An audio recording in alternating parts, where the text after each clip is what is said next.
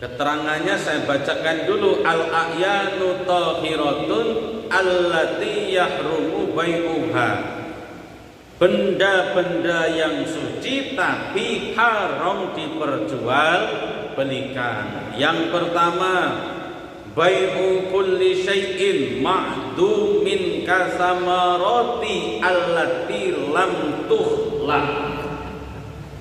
Bai'u kulli syai'in, memperjualbelikan benda, segala sesuatu, ma'dumin, yang belum jelas ukurannya, yang belum jelas bentuknya. Contohnya seperti apa? Kasamaroti allati lam tukhlaq, seperti buah-buahan yang belum jadi buah. Contoh ini banyak terjadi di masyarakat. Sekarang lagi musim apa buah-buahan? Duren. Tahu dari mana musim duren? Oh, banyak jualannya. Saya berarti yang tidak pernah lihat jual duren. Sekarang lagi musim duren. Kemudian ada biasanya di dusun-dusun saya, di dusun daerah saya di sana, itu ada orang datang ke kampung, ke dusun yang banyak pohon durian, yang banyak pohon duren. Duren suci atau najis? Suci. Kemudian belum berbentuk durian, masih bentuk kembang. Kembang duren masih berbentuk kembang. Kemudian orang yang datang nanya, ini pohon punya siapa ini?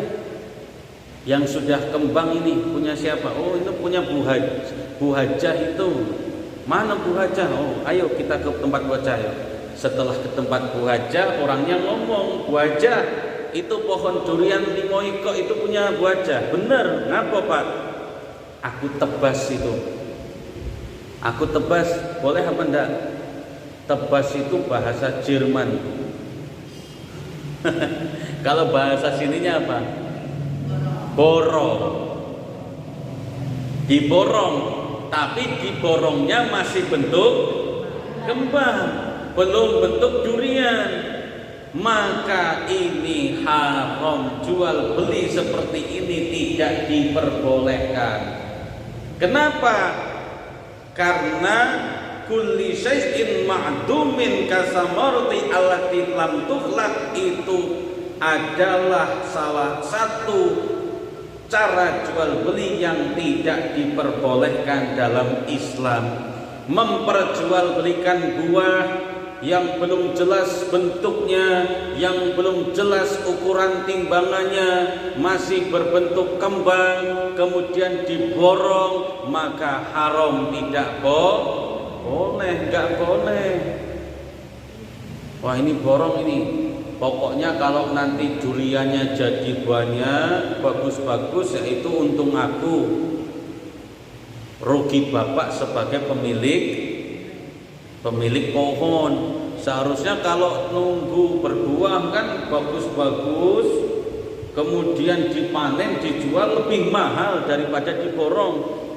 Resiko pokoknya, resiko bapak yang punya pohon, untung aku. Tapi kalau nanti tiba-tiba kena angin, ada topan, ada puting beliung, rontok semua, biarlah itu resiko aku, untung di bapak. Kan gitu, kalau itu seperti itu, bener apa enggak?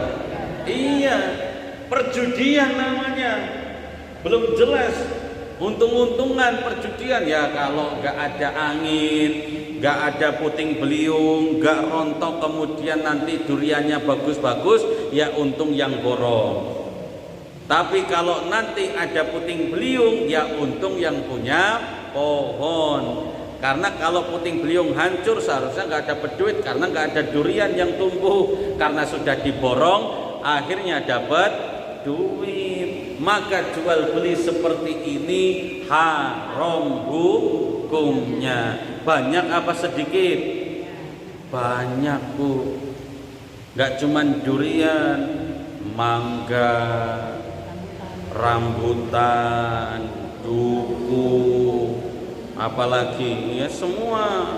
Kates iya apa enggak? Enggak ya. Semua seperti itu, nggak boleh.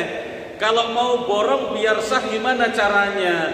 Kalau mau borong biar sah, tunggu dulu itu panen. Tunggu dulu itu dipanen, kemudian dipetik, dikilo, ditimbang semuanya. Ini ada berapa pohonnya? Ada 15 pohon, semuanya berbuah. Pak, nanti kalau saatnya panen, hubungi aku datang ke sini, aku borong, kita timbang berapa kilo. Nah itu cara borongnya gitu, sah hukumnya. Tapi kalau cara borongnya masih berbentuk bunga, belum jelas buahnya, belum jelas ukurannya, belum jelas bentuknya, maka tidak diperbolehkan.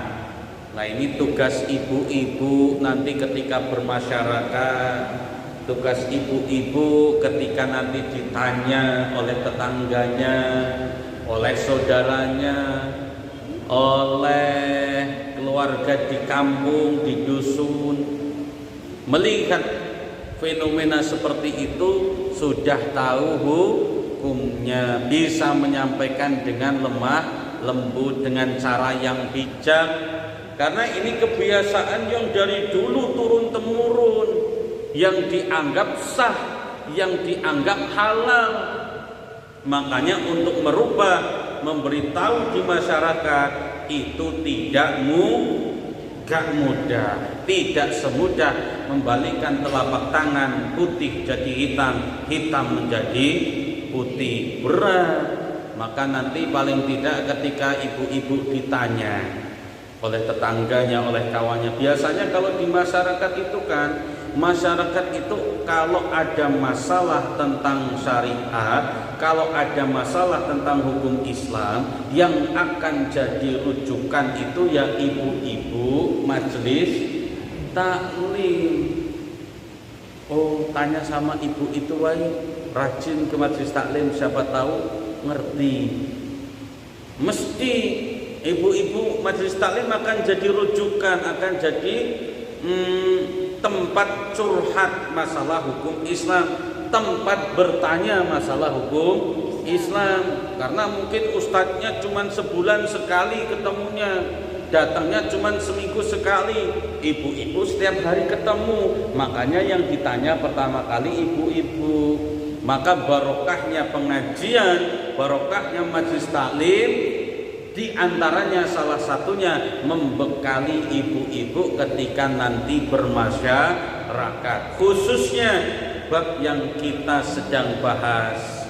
Nanti kalau melihat seperti itu, Bu, mohon maaf, sebenarnya jual beli yang mak itu tidak boleh, dilarang. Uji siapa? Uji akulah barusan, memang kamu tidak dengar.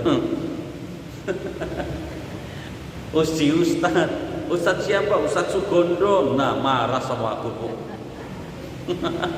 Gara-gara aku ngajarin ngaji mak itu urung jual beli nanti.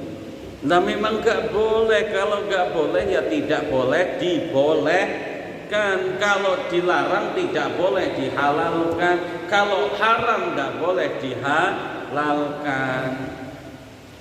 Maka tidak boleh memperjualbelikan bendanya yang suci sebenarnya, tapi caranya seperti itu, maka tidak boleh. Kemudian warusi qabla numuwiha, ada orang punya sawah, kemudian sudah kuning ini padinya, sama sebenarnya, ditebas juga, diborong juga. Ini sawah punya siapa? Itu punya Bu Haja. Oh ya udah, aku temuin Bu Haja. Bu Haja, itu sawahnya yang 3 hektar itu nak panen lah kuning. Tapi belum saatnya itu, Pak. Nggak apa-apa. Belum saatnya, aku tungguin, wai, aku bayar sekarang ini. 3 hektar aku bayar segini, biar aku panen dewe. Nggak boleh diborong sebelum panen. Kalau mau borong ya setelah panen dulu, ditimbang ini berasnya, beras apa gabah? Gabah. Padinya berapa? Nah, baru diborong boleh. Tapi kalau masih di tangkainya, masih di sawah belum jelas ukurannya, maka tidak boleh kemudian diborong. Wal hamli fi batnin ummihi, kemudian seperti halnya jual beli hewan yang masih ada di kandungan induknya. Misalkan saya punya sapi besar lagi hamil, kemudian ibu-ibu datang ke saya, "Pak, itu sapinya lagi hamil." "Ya Bu, kok tahu? Itu perutnya besar nian." "Boleh apa enggak? Aku beli sapinya, tapi yang anaknya wae nanti kalau lahir aku beli, aku bayar sekarang." "Enggak boleh. Kalau mau beli anaknya nanti setelah lahiran di RS Bunda." Kalau sudah lahiran baru boleh dibeli. Tapi kalau belum melahirkan, masih di perut induknya, tidak boleh diperjualbelikan. Atau gini, saya mau jual sapi lagi hamil, kemudian saya nawarkan gini, "Pak, itu sapi saya mau saya jual, tapi Bapak ini saya hitung beli 2 ekor sapi." "Loh, kok 2 ekor sapi? Kan sapinya cuma 1. "Karena sapi saya lagi hamil, makanya saya hitung Bapak harus bayar 2. Yang satu bayar induknya, yang satu bayar anaknya. Yang induknya biarlah saya hargain 40 juta. Kalau anaknya berapa? Anaknya biarlah 35 juta. Kok bedanya cuma 5 juta ini?" Karena nanti juga jadi induk.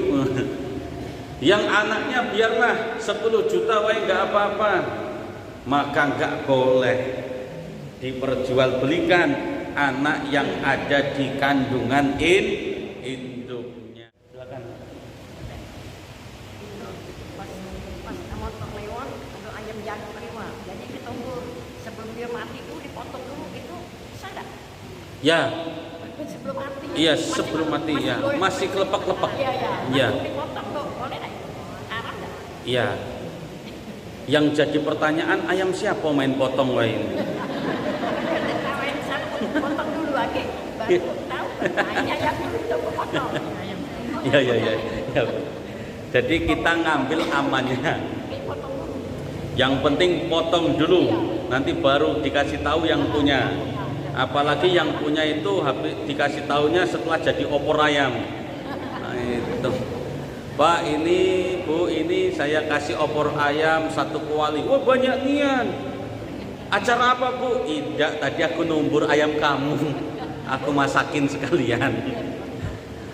Ya, kalau yang ditanya ayamnya itu halal atau haram, sah atau tidak sah dimakan karena sebelum mati nian masih kelepek-kelepek disembelih dan sembelihnya sesuai syariat tadi, sah.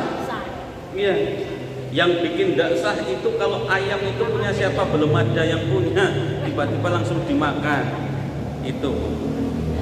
Tapi kalau yang dipertanyakan itu yang penting, iya, diselamatin dulu, biar nanti kalau ketemu yang punya ini halal dimakan, ya sah. Tapi nanti tanggung resiko suruh ganti. Karena sudah numbur. Padahal yang sembarangan itu ayamnya main lari wae tengah jalan. Iya, tapi kita yang disalahin.